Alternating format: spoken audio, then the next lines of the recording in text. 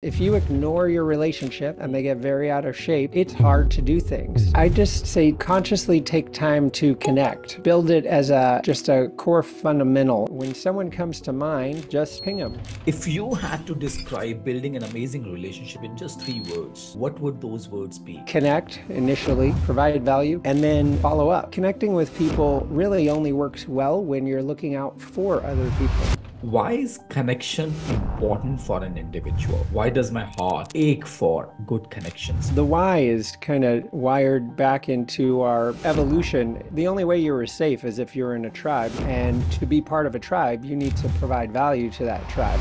How can I provide value in every single connection that I'm building? Whatever your core expertise is, that's a way you can provide value. So by simply paying attention to what people do and listening to what the future people you speak with are in need of, you can simply pair the two up.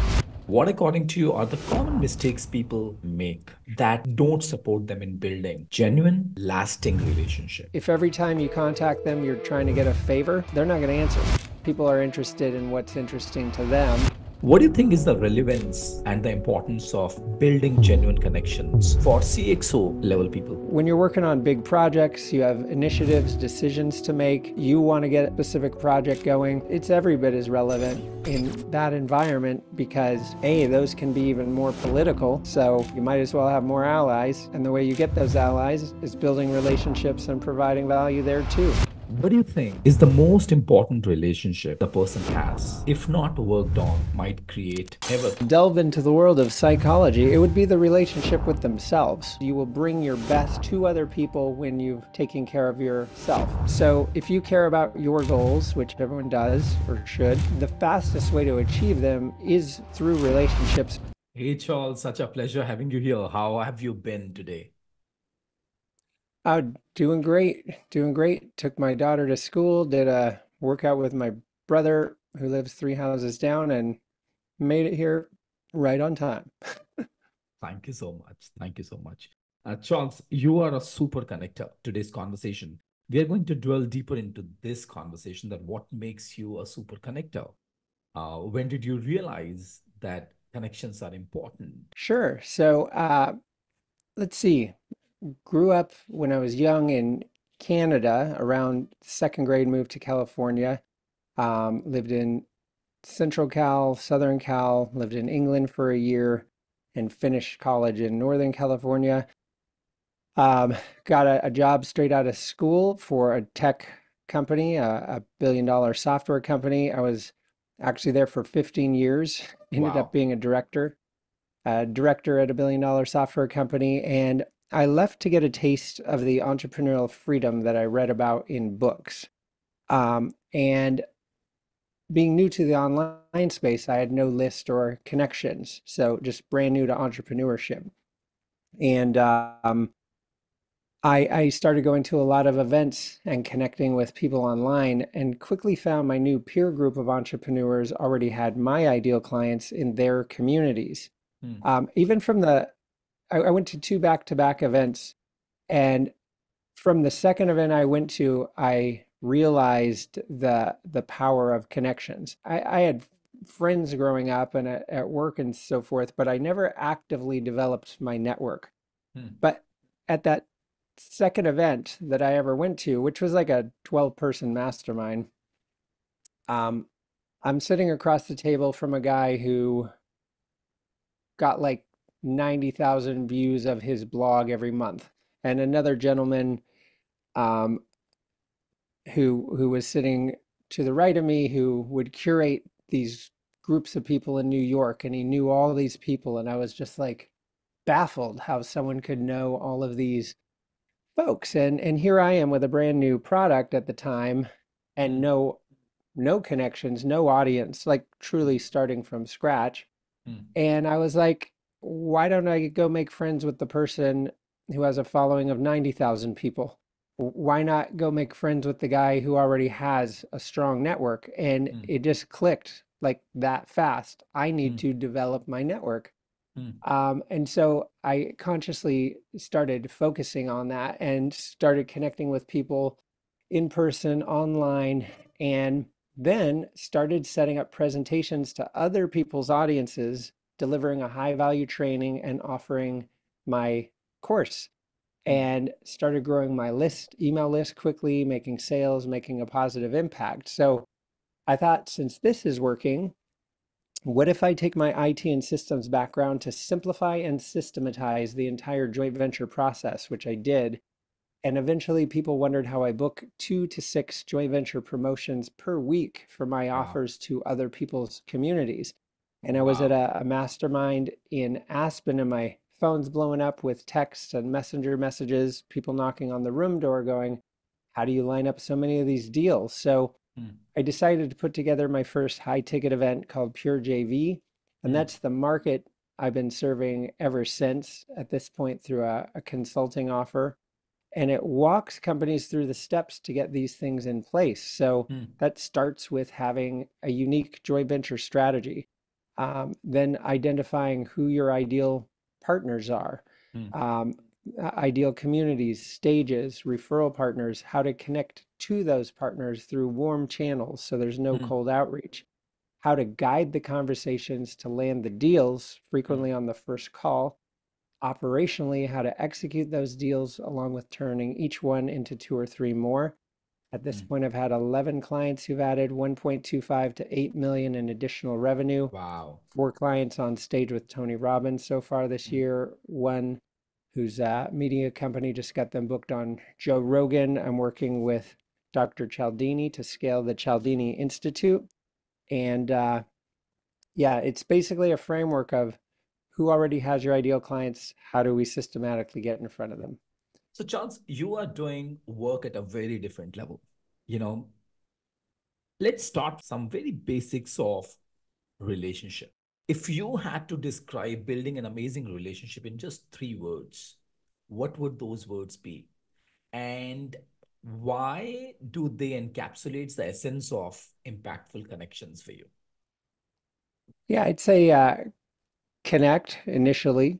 Um, I'll make a hyphenated word, provide value. We'll count that as one word. um, and then follow up. So simply having those specific things in place, like you can't build a relationship if you're not trying to connect with people. And two, connecting with people really only works well when you're looking out for other people. Mm. So when you're connecting where you're not thinking about specifically what your goals are, although you should be crystal clear Yeah. what they are, um, then you're listening for ways to serve and support them. And it Mm. it creates a dynamic instantly where they realize you're on their team and looking out for them. And then human nature, as covered in this book, people want to reciprocate. Like if you have Yeah. people who are helping you out all the time, you can't help but want to help them too. And then you build a great relationship because you're looking out for each other and Yeah. beautiful things happen. So you said 3 words, right? Why is connection important for an individual? Why? Why does my heart uh, ache for good connections in life?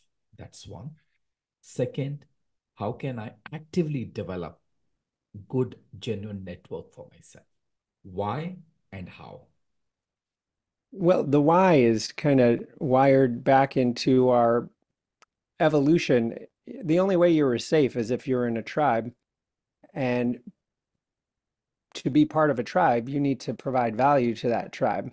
Hmm. So, the only things that actually matter in life, of course, there's Maslow's hierarchy of needs, but are relationships. If you look at the wealthiest people in the world, the money actually isn't what's valuable, it's the relationships. And Hmm. so, um, it it's the only thing that brings purpose and meaning into our lives. So, Hmm. by actively developing relationships with your family, your partner, your friends, colleagues, certainly in the world of business as well, that's what brings satisfaction. Like that sense of connection, shared purpose, Hmm. vision. You feel way better when you help other people, and you certainly feel good when they help you too. So it's a core driver. If you're not providing value, if you're selfish, you get pushed out of the tribe and then you're on your own. And Mm. that's a very different That's a sad situation. state of affair. Exactly. Yeah. So simply by choosing to uh, commit to that as something you want to develop, and as you meet people, simply pay attention to a few things. What do they do? What are they great at? Mm. Where do they need some help? And as you meet more and more people, um, you might tell me, "Oh, we're you know expanding our we're working to rebrand," and then you go, "Cool. Well, I have three branding agencies as clients. How about I Mm. connect you to them?" So Mm. it's just listening and connecting. Mm. Mm. That's how you provide value. And I think, is that the response to when I said that how to actively develop your network? Yeah, I mean, you got to go where the people are. Mm. So whether that's in person or online, the best relationships are always developed in person, but Mm. you can do a damn good job remotely too, just through Mm. Zoom calls like this. I have friends and clients I've never met in person and tons that I have. So you can do it both ways, although there is no substitute for spending time with people in person. Yeah, it's always good. In fact, that's one of the questions that I have in the hyper connected and complex world that we are a part of.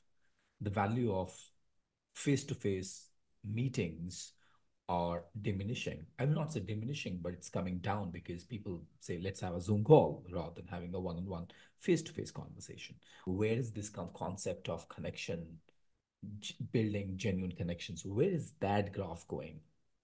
Where is it inching towards? Well, I think it actually will become more and more important. The Important. nice thing is that we have tools and VAs and AI to help facilitate some of that. Because when you're actively developing a network, you're interacting with quite a few people. Mm. So, but as far as value, you're going to get the most when you're actually connecting. So it's leveraging uh, having a system, a framework, Mm. having the tools to communicate better, to Mm. increase visibility, to stay top of mind. Mm. So this hybrid of choosing connection as a core strategy and then leveraging the resources around you to do that well. You spoke about that connection is the basic essence of human life. I heard it somewhere that human brain is wired for connection. You spoke about survival. You spoke about Maslow's. As much as I would love to connect, something that I find it difficult is how can I provide value in every single connection that I'm building? Yeah, there's some low-hanging fruit. So, number one, whatever your core expertise is, that's a way you can provide value. Like as an example, let's say you're a financial planner or tax advisor. There's, you know, the going down the path of them becoming a client, but way before that, you can provide a few tax tips where you're like, hey, did you know in the US a law called the Augusta Rule where you can rent your own house from yourself tax free from for the business? Or um, how long did it take to share that? Yet it could be worth 20 grand to me. So it's Wow. a simple way to provide value from your core expertise. There's personal ways to provide value. I'll give you an example. Even before we hit record on this call, you were asking about the lighting. That's me providing value. Hmm. So there's simple ways like that. And then as you start meeting more people, I mentioned pay attention to what they do, because then when you meet the next person, they might need exactly what the last person does. So by simply paying attention to what people do and listening to what the future people you speak with are in need of, you can simply pair the two up. Being aware of your own core expertise and what support you can provide, listening to people really well, connecting people. These are the different ways that could help people. Um, provide value. Is my understanding right? Yep, you've got it. Okay. Okay. In the world that you live in, if you can just share an example from your life, how fostering meaningful relationship has directly contributed to the success and the growth of individual or organizations, right? That reinforced your belief in building genuine relationships. Some Yeah, well, example that you may want to share. sure. So one of my clients who has done extraordinarily well with the work that I helped him with, um, I like staying in touch with people based on what's relevant to them. And he happens to be super into tech and cameras. He's got his own kind of Tony Robbins Zoom wall for doing big live sessions. And so I got a new high-end camera and I sent him a text with either video or audio with, I'm like, dude, check out my new camera because I knew he'd appreciate it. He's into those things. And so he replies back, nice camera. Hey, I'm doing a big promotion with Kevin Harrington and John Assaraf. Would you like to be part of it? I didn't ping him about that, but I pinged him about something we both have a connection on, thereby putting me top of mind. And then I got baked into a huge joint venture that he ended up doing $1.44 million off of in 30 days. Wow. Well, probably about 6 weeks, but still. So that's a great example of um, staying top of mind by staying in touch. Don't just ping people when you need something. Always be thinking of well, the way I like to put it is the power of the ping. When someone comes to mind, just ping them because usually they came to mind because something reminded you of them. So whatever it is that reminded you of them typically is a good enough reason to ping them. Maybe you just Yeah. talked to one of their clients or best friends. Maybe you just booked a trip to their city. Mm. Maybe you started listening to one of their podcast episodes, and that's enough reason to be like, hey, just checking in, loved what you shared here, blah, blah, blah. And now there's a opportunity for dialogue, and they quickly lead into referrals, joint ventures, speaking opportunities when you have the framework to guide the calls into those. Yeah. Charles, I'm sure people come to you where they say, what you are saying is making a lot of sense. That we should invest on building genuine relationships. At the end of the day, genuine relationships and connections, they are the real essence of life. And yet, I'm not been able to dedicate or make time. As someone like you who has dedicated his life to creating an amazing quality of life through relationships. How do you encourage individuals, executives that you work with, particularly the busy ones, to prioritize and nurture personal connections and relationship? Sure. It's a great question because I think it can be human nature to feel like I'm just so slammed. I don't have, if I reach out to I don't have someone, they're going time. to reply back, and then I'm going to get Hmm. busier and busier, and I just won't be able to maintain that. Um, where again, if you are simply reaching out to people as they come to mind, you could even text and say, "Hey, just thinking of you," and no need to reply back. You're just top of mind and wanted to touch base. Now, Hmm. personally, I wouldn't do it that way because I'm constantly lining up referrals and deals by reaching out. Hmm. But it doesn't have to be a big time suck. For one, if you do want to talk, just schedule something a little further out. The day will show up one morning and that will be the day to meet them. Or two, you can just have a little text exchange. I have a good friend in Canada, and we haven't had time to meet in the last 6 or 7 months, but we do send voice memos with little updates. So you could be between meetings, you could be out walking your dog. Um, you can just send someone a voice memo with what's going on and ask them what's going on. You can choose how to manage that time. And to believe you don't have time to do it, you'll end up working way harder than if you had the support of people who can uh, amplify what you're working on dramatically. So it actually takes longer to go about it yourself than do it with Yeah. the right people with you. Oh, absolutely. And Charles, in your experience, what are the common mistakes people make? What, according to you, are the common mistakes people make that don't support them in building genuine, lasting relationship? Uh, Easy. You only hear from them when you need something, like when they Hmm. need something. It's the fastest way to shoot yourself in the foot. Are you only showing up when it's about you, or are you showing up for them? Um, so if the angle is always what's in it for you, Hmm.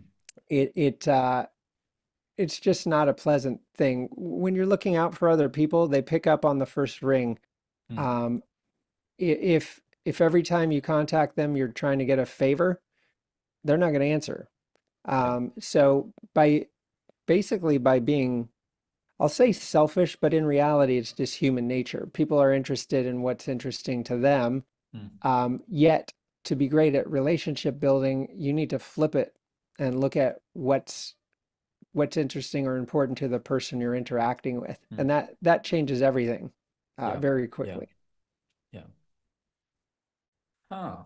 That's a quick, easy tip to digest. And I'm sure it will be difficult to implement. Because as you said, by human nature, we all look for people who can support us when I'm stuck. But how many times do I actually take a pause and reflect, hey, let me just reach out to this person. Let me just check what's happening in his or her life. Charles, on what basis do you categorize people, right? If you have 1,000 contacts, you might not be in touch with 1,000 people on weekly, monthly basis. There would be some inner circle, there would be some larger circle, and even larger circle, and even larger circle. So, one, how do you categorize people in different categories? And on what basis do you stay connected with them? Yeah, so there's a slide in my presentation called "Work from Warm," because you want to work from your warm network, and there's a proximity effect where, if you just went to a particular event or mastermind, you're certainly going to be interacting with those people more frequently because you just spent some time with them, and the connections Hmm. stronger in the subsequent moments coming out of that. So, and then as you're interacting with folks, when you have a framework to consciously grow your network, not only are you interacting with those people, but they're connecting you to their best people. Yeah. And so it's uh, in my framework, it's constantly self-replicating. Um, and so you're always meeting new people and staying in touch with the ones that you just really connect and love spending time with, or are, I'll say, and are most aligned with the people you serve and support Hmm. as well. So as far as categories, it's kind of how they show up in the world as humans, number one. Two, what markets are they in? How much traction do they have in those markets? Because ideally, you're spending the most time with the people you can serve the most. So Hmm. let's say you've got a very high ticket offer. It Hmm. doesn't make a bunch of sense to go work with people that A, couldn't afford it, or they also wouldn't, they'd be very early. Like they wouldn't get the value from your offer because they're not Precisely. far enough in their own journey. Hmm. Thereby, you're consciously choosing where to spend your time to serve the most, along with when you do that, your business will grow the most. Yeah. Such a direct connection between the clarity of what you're doing, who you are serving, and the kind of network that you are building.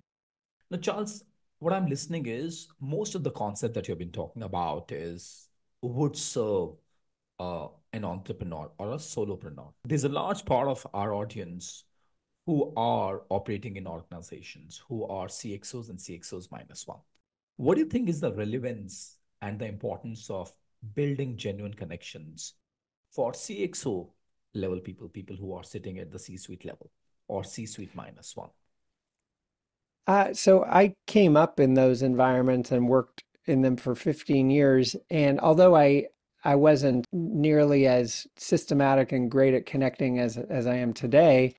I Mm, definitely built relationships with key people because when you're working on big projects, you have initiatives, decisions to make.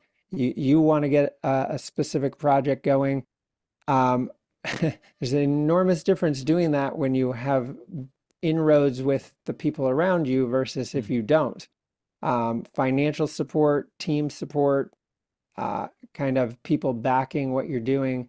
mm, It's every bit as relevant in that environment because A, those can be even more political. mm. So you might as well have more allies. And the way you get those allies is building relationships and providing value there too. Yeah. So I think you'd be hard pressed to find any circle that wouldn't be the case. And Mm, it certainly translates there too. Even if you're seeking funding and things like that, it's the same story. You go a mm. lot further together than alone. Yeah. So, Charles, one of the dilemmas that I personally go through is I do understand that I need to connect with person ABC because the person is sitting at a position where if I can tap into his or her network, it's going to benefit me. The question that I have is why would the person sitting on the other side, why would they speak to me when I don't have anything relevant, anything substantial to contribute or add to uh, their network? Well, for one, it's listening and coming up with what they are trying to achieve, what Mm, does matter to them, and then start finding ways to fix it. So when I did work in tech, I'm super early adopter and always trying the latest tech and things like that. So um, our director, uh, slower moving kind of guy, but also I was like, hey, you've got these business challenges to solve all the mm, time, technological challenges. Would you like me to be a sounding board for the latest tech so mm, we could look at how we can solve different problems? And so we'd meet every month or two where I'd kind of give a download of the latest tech, how it could be applied. Um, and so I created the avenue to provide value. Another mm, thing I did as an example with no one asking, well, for when I worked in IT, which is kind of a boring space. And so uh, I created something called IT TV where we'd interview the executives, we'd interview our different top clients at Apple and other mm, places and just make it more interesting and put IT in a whole different light. I would produce commercials for rollouts of tools like WebEx that I manage those rollouts, and they'd play it in the company-wide comms meeting for 6,000 people.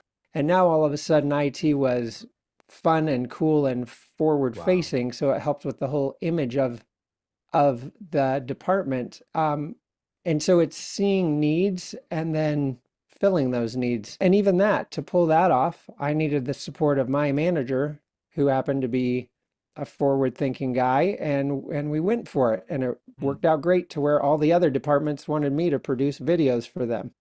Um, so by seeing needs and then pursuing them, mm, whether you're in C-suite or approaching those folks, what are they trying to accomplish? Then do a mm, little research, find the right connections and opportunities, and bring that mm. forward. Wow. Wow. I think that's a beautiful example that you have shared. And I think as I'm just reflecting in my own life, where I need to further deepen my understanding is that what is it that they are working on? What matters to them? Because I only understand what matters to them, I'll be able to contribute more to their life. I'll be able to provide to them. Charles, as I mentioned, that a part of this podcast is heard by CXOs and CXOs minus one.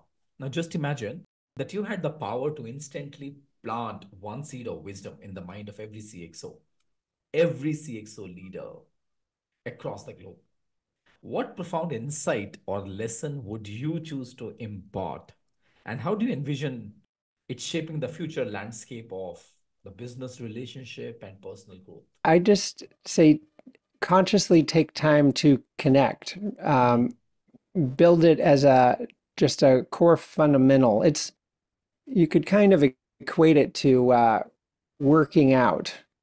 If you work out every day, you feel better, you think clearer, you look better, everything runs better. Um, and that's the same at relationships. If you ignore your relationships and they Hmm. get very out of shape, it's hard to do things. Hmm. It's like quicksand. So if you care about your goals, which everyone does or should, um, the fastest way to achieve them is through relationships. So just commit to building Hmm. relationships. Hmm. It's listening to what other people are seeking and find ways to be useful.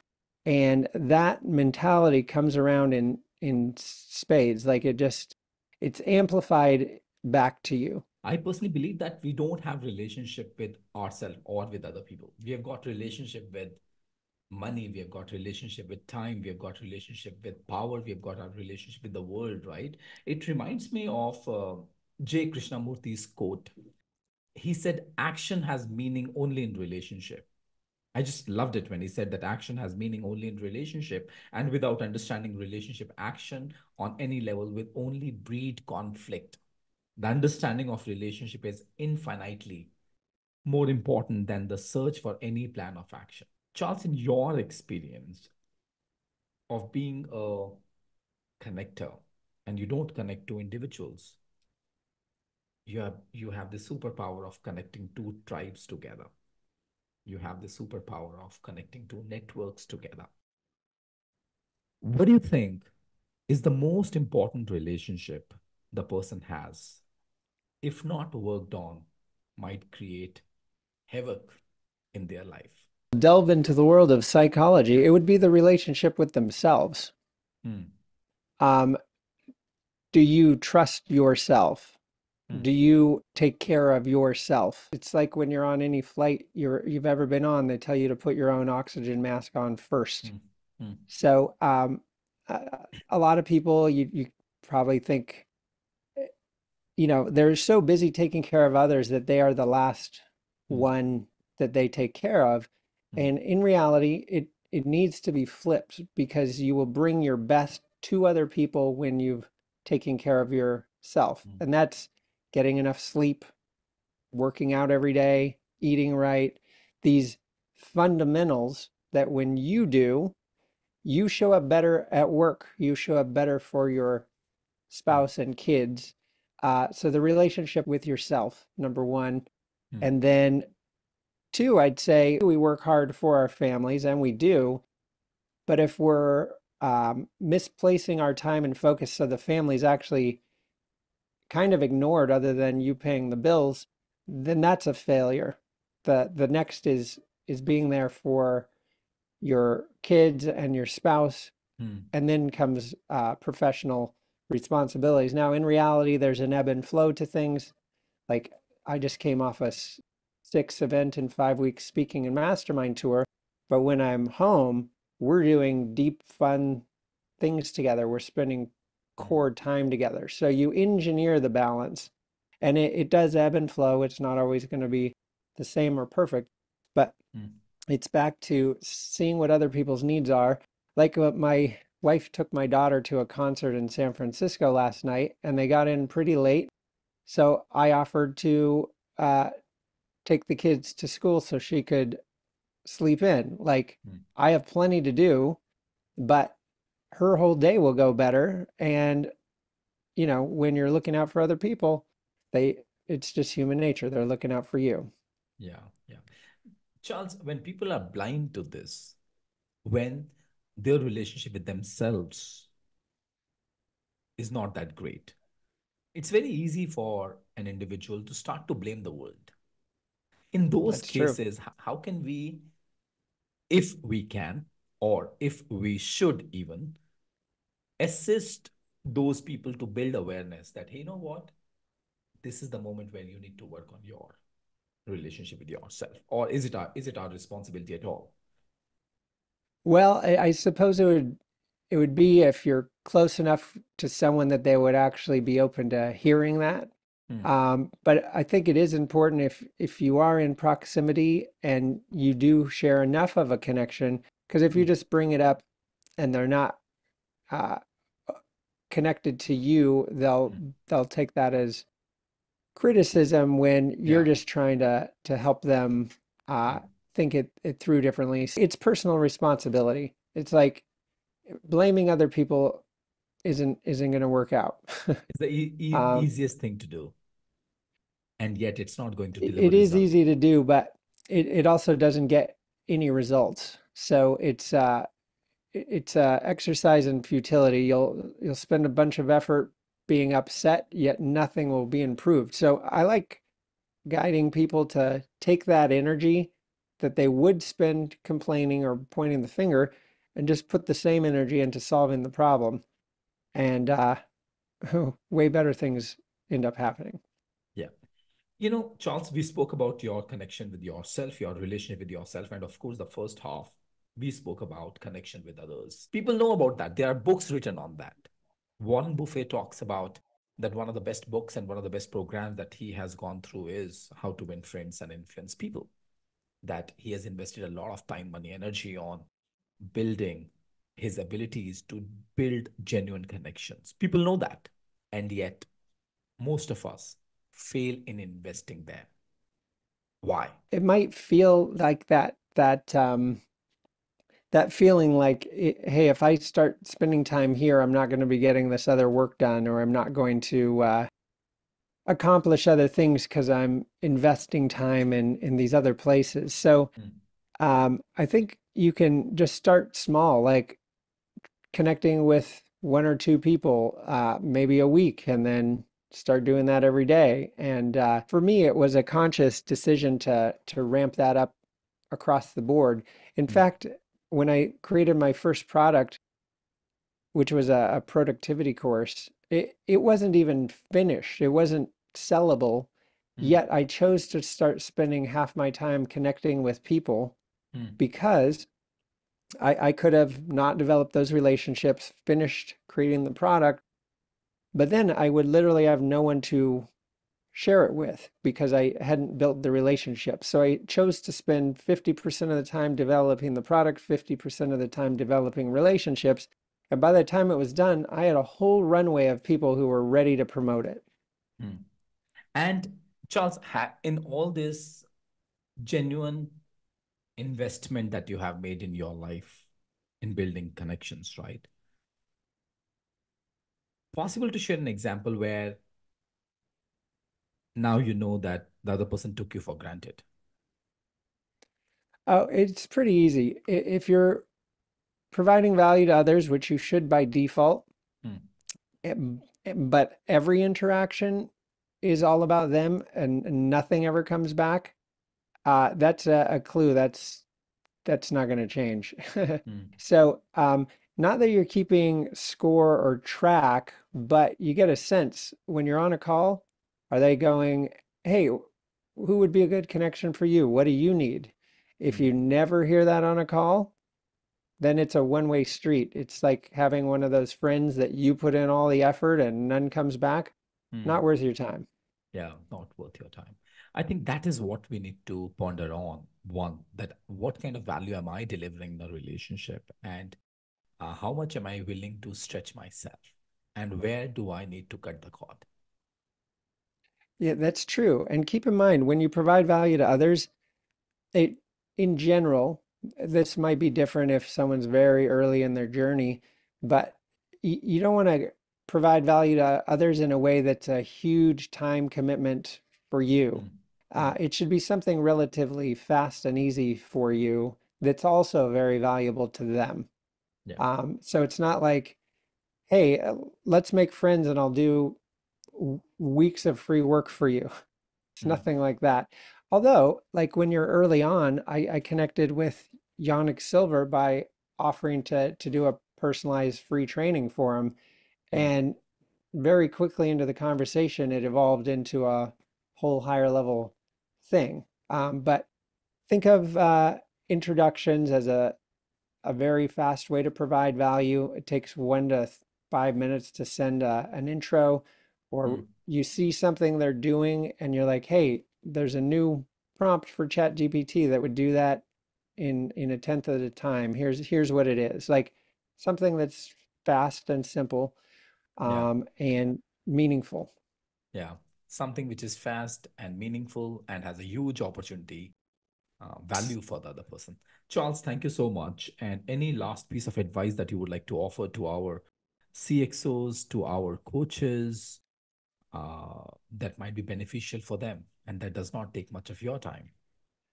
Sure. So, number one, if you've resonated with what you've heard here, uh, start by prioritizing your fundamentals of getting enough sleep, working out every day, eating right. Again, then you'll show up in the world in a better place to begin with. And then two, just start being observant of what other people are doing and ways you may be able to provide value.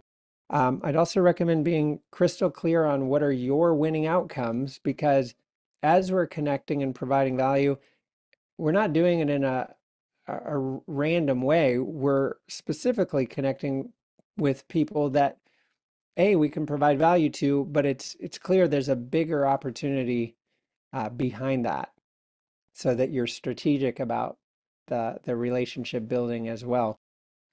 So those would be some things to do out of the gate, and checking in a year from now, if your listeners are doing this, they will be in a dramatically better place. I'm sure, Charles. And thank you so much for sharing your wisdom with so much of generosity. Always, always, always a pleasure connecting with you. Oh, my pleasure. And thanks for having me on the show. Thank you.